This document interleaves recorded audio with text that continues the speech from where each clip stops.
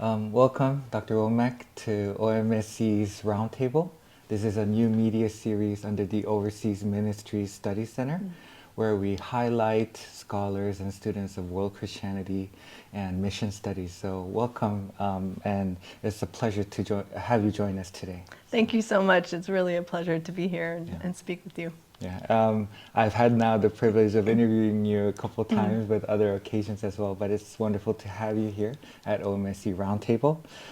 For our viewers and our listeners that might be, that might not know you as well, I was wondering if we can start off by getting to know you more in terms of your academic training. Do you mind sharing with us, your journey, where you did your master's, where you did your doctoral studies, and do you mind sharing some of that? Yeah, absolutely. So I spent a lot of time here at Princeton Theological Seminary. I've done 3 degrees here.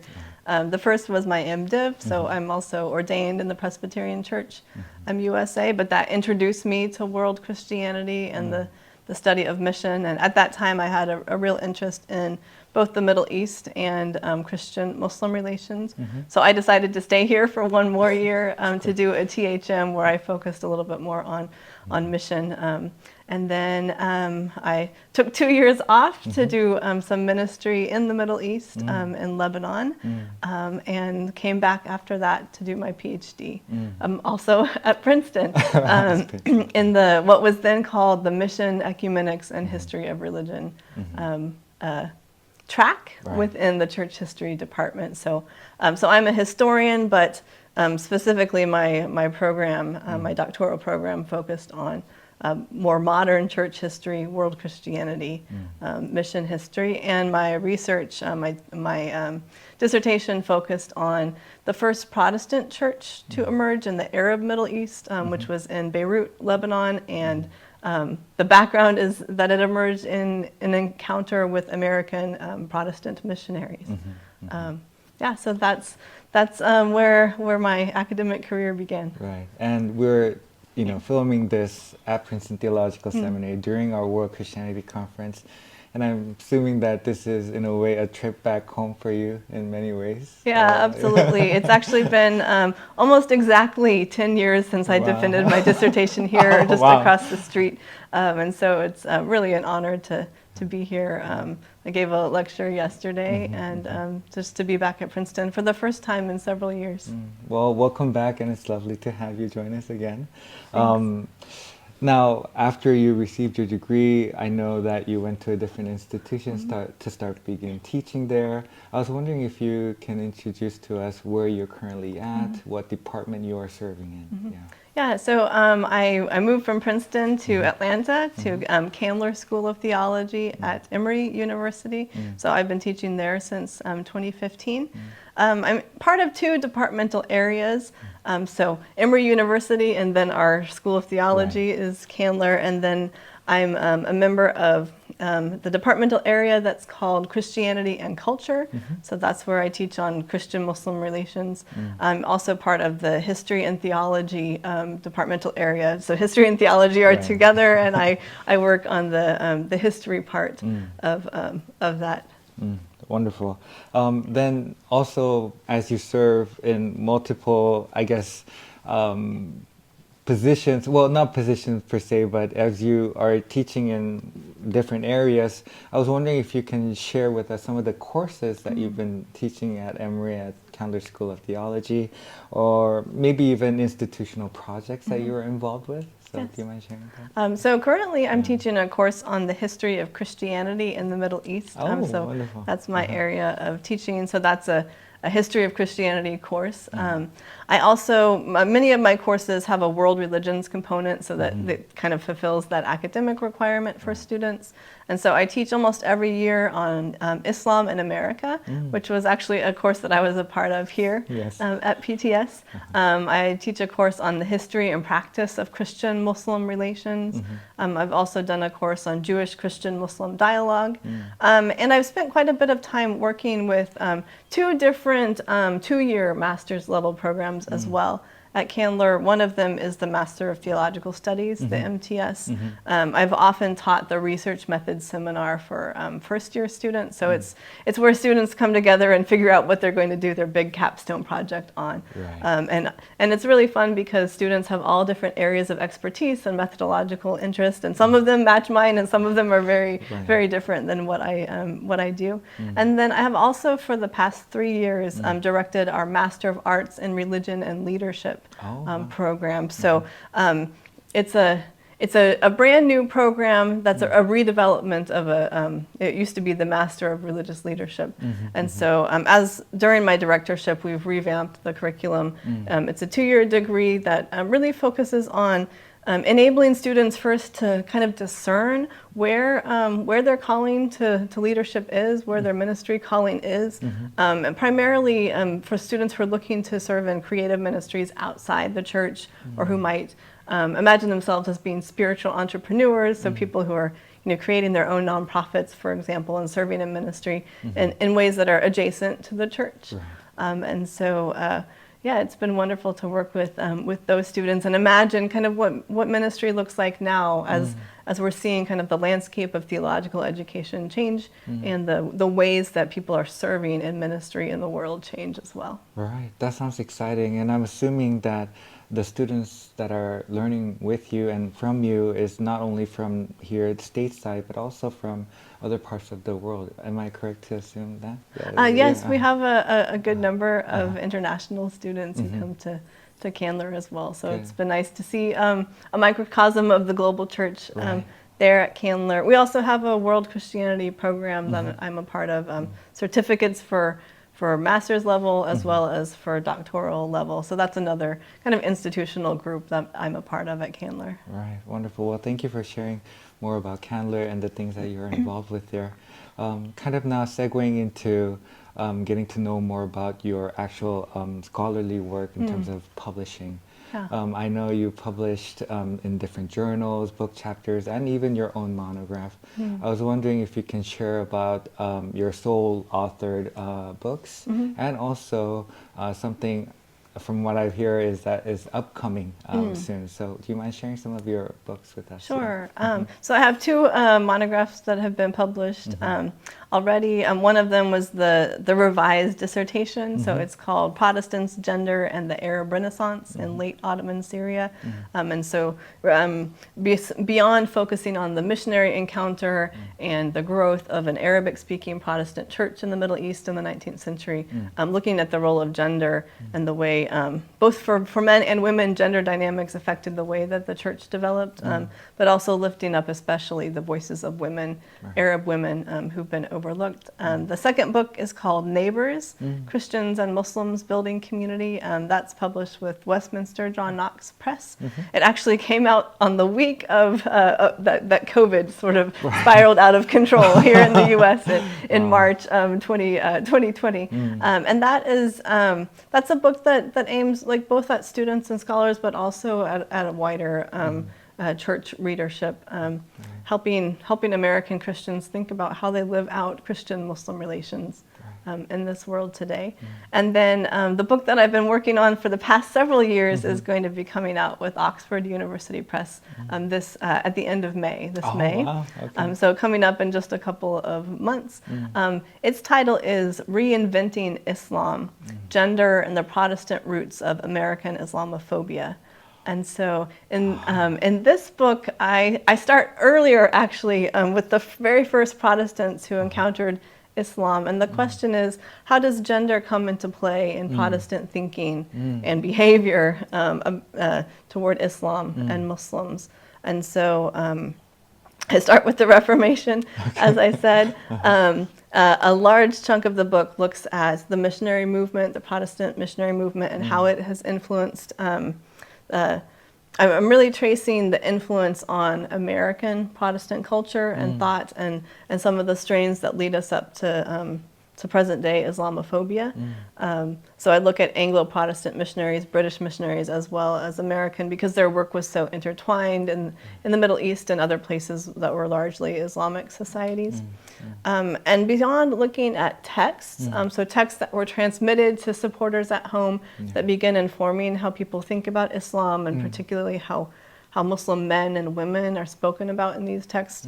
I also look at images and then material objects. So I'm focusing on more material ways that people, observing what Islam might be in the world, how they're being taught beyond just spoken or written word.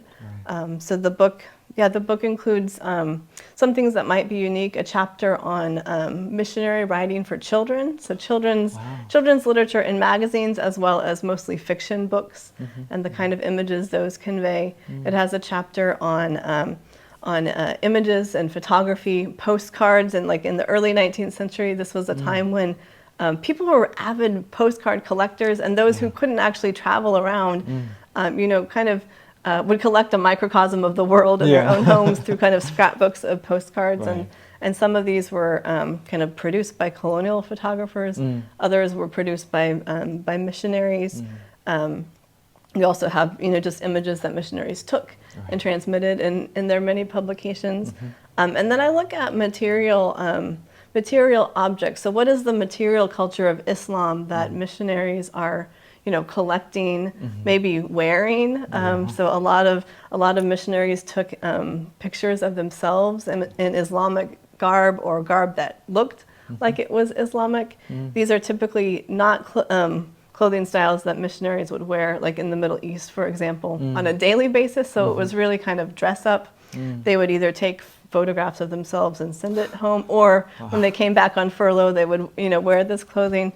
The interesting thing is sometimes it was clothing they bought when they were kind of on vacation, and not actually the local garb of the place where they're serving. So so what counts as Islamic garb, and how authentic and accurate are some of these performances that missionaries are doing to try and kind of attract the attention of their audiences.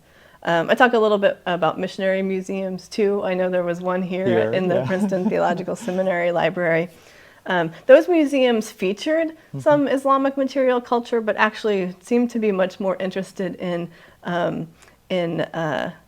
the pantheon of world religions. And so the monotheistic faiths didn't get quite as much attention, because it was more interesting to see cultures that believed in multiple gods. But so that's kind of, I trace the history of American Protestant thought about Islam, and particularly gender, so what was being written about Muslim women, or the way that Muslim men act toward women and others, and how it gets transmitted textually through images and through material culture.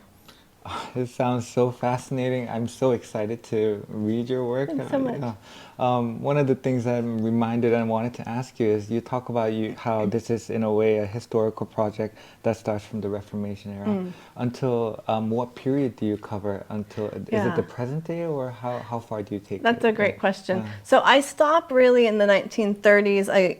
In the final chapter, I give a little bit more, I catch us up to the present. So I look at how rapidly missions are changing in the mid-20th century, some of the divisions between Christian groups, more evangelical groups, as well as mainline Protestants, reevaluating, especially post-World War II, their relationship with other faiths, some shifts in the way that missionaries are thinking about Islam at that time. And so at that time, there's such a kind of an explosion of texts and even blockbuster films and all sorts of sources that are now influencing what Americans think about Islam. And so there's a point where you can really trace missionary discourses and ideas as very influential. And then there's a point when they're one of many, and their voices become more muted. And unfortunately, it's at the point where many mainline missionaries at least begin thinking more seriously about interfaith dialogue, that they have far less influence in terms of broadly impacting American cultural thought about Islam. And so, so I don't, I catch us up to the present and look at the ways that some of very similar discourses that missionaries transmitted, let's say in the early 20th century, are present now in the early 21st century. Some of them have been kind of secularized, and so they're not missionary or even religious, and yet those, especially the gendered prejudices against Islam have really stuck. So if you talk about Christian-Muslim relations and missions, you can find some really important positive examples. But if you apply the lens of gender, unfortunately, regardless of the denomination or the group, it really overall you find a lot of very negative stereotypes. And so so that's something that I'm hoping we can acknowledge and then try to break through, because there are many missionary resources and other resources that encourage more positive interactions, but we get stuck in these patterns of thought that maybe date back to the Enlightenment. We need a little bit more historical context to help us deconstruct and then reconstruct the way we think about Islam. Of course. And one of the exciting things I hear about your project is that you also include material culture or material religion in the midst of this. And for me, as we share the same advisor with Richard Fox Young, who've also been very influential in me being interested in material culture, material religion as well. I think one of the stories that he told me was he found a box full of shoes here at the seminary where missionaries had brought from, I think, the Middle East or from, all over the world, and that was quite interesting, and that reminded me of that. Yes, the shoes show up very briefly in the book, just as one item of Islamic culture that was present here in the museum. Oh, wonderful! Well, that's great to hear that, and also I really again look forward to reading your work. Thanks so much. Yeah. Now we want to kind of shift to your future project or something that you are currently working on. Do you mind sharing with us the projects that you're involved with at the moment, and if you mind sharing the methodology or the context that you're trying to dive into? Yes. So the last book was more mission history. The next book is more squarely in world Christianity. So I'm also a scholar of Middle Eastern Christianity, and this book looks at the history of Middle Eastern Christian migrations. So I've begun the research on the book and hope to begin writing and doing more research soon. But the book looks at Middle Eastern migrants first within the Middle East, so in the modern period, in the last few hundred years, how Middle Eastern churches as well as communities have moved, for economic opportunities or because of severe violence and really challenging situations. So it begins in the Middle East.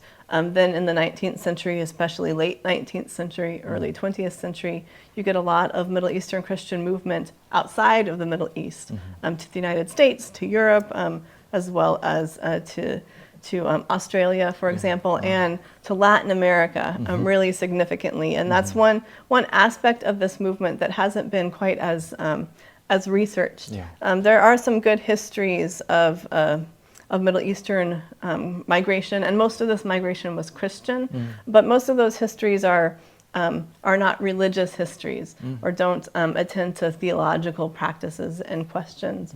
And so the larger project I'm looking at will includes migration to Europe, some questions of Middle Eastern missions in Africa.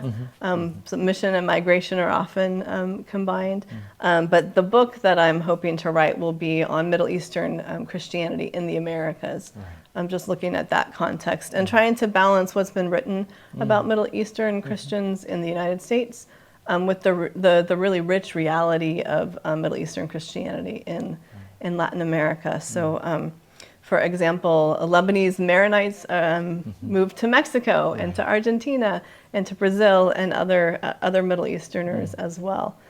So this book is a history, but it also includes ethnographic and oral history components. And so I've started conducting the interviews, which is a newer method for me. In a PhD seminar, I did some interviews with with Egyptian Protestant church leaders in North Jersey. And so that was one of my earlier publications on Middle Eastern migration. This I'm expanding to try to reflect the real diversity of Middle Eastern Christianity and the way that migration is one kind of constant, regardless of the denomination, regardless of ethnicity, of nationality. It's really been the one constant that ties Middle Eastern Christians together across vast theological differences, vast cultural differences. And so I want to show the history of migration, but also help people conceive of the diversity, the breadth as well as the depth of Middle Eastern Christianity. Most books will focus on one community, so Coptic Christians, for example. There's a new book coming out by Candace Lukasik on American Copts. But it's more challenging to sort of survey the wide array of Christian communities from the Middle East that are present in the U.S. and in Latin America. So I think it's going to be challenging, but I'm excited, and it's been great so far to be able to visit some of these churches and to learn about people's migration stories and how their perspectives on their faith might change in a migrant context, or how resettling in a new location might open up other ways of expressing their faith or living into a calling to mission that might not have been possible in their home countries. And for those that have attended this World Christianity Conference here, we got a kind of a taste of what you are currently working at, which is amazing. As we listened to your keynote, it was, we look forward to that new project and what you come up with at the end of the journey. So thanks so much. Thank you for sharing that. You're welcome. There I just talked about the East Syriac tradition, particularly Assyrians and Chaldeans, and then Maronites in Latin America, and then Copts in the United States. So a little preview of the multiple traditions that I'll be dealing with. Good. Well, thank you again for sharing your future project. Now we want to segue into the last portion of our interview today, and it's talking about world Christianity, the state of our field, and our future. As somebody that is really involved in this field of world Christianity, I was wondering if you might share with us some of the challenges that you might have faced as a scholar engaged with world Christianity, as you have conducted research, as you have taught within world Christianity contexts. Do you mind sharing some of the challenges that you might have faced? Sure. I mean, I would say first, overall, like in terms of the state of the field, I think it's really exciting. It continues to develop. It's been great for me to see kind of new areas of world Christianity studies develop in different schools across the U.S., especially. So here, of course, at PTS and then at Boston University, but also at Emory, where I teach, at Baylor University. I've met a wide number of students who are finishing or have just finished their dissertations related to world Christianity. So I think overall I'm very encouraged about the field. But of course, in every field there are challenges, and I appreciate the question and that members of this field continue to ask it. For me, as a scholar focusing on Middle Eastern Christianity and on Christian-Muslim relations, when I attend a World Christianity Conference, for example, or a Mission History Conference, I open the program and I look, and it's very uncommon to find even one other person who's presenting on Middle Eastern Christianity. Very uncommon. Also uncommon to find a large number of people looking at interreligious relations.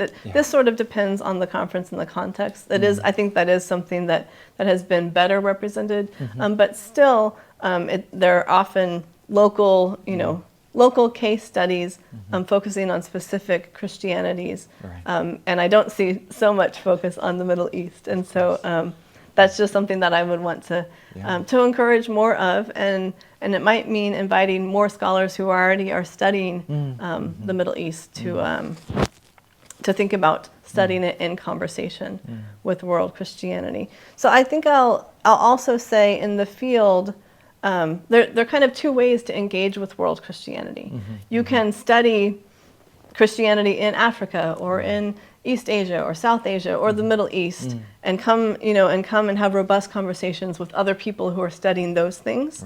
That's Christianity in the world, right? Or you can study those contexts through the lens of world Christianity as a field and apply the methods and the questions and the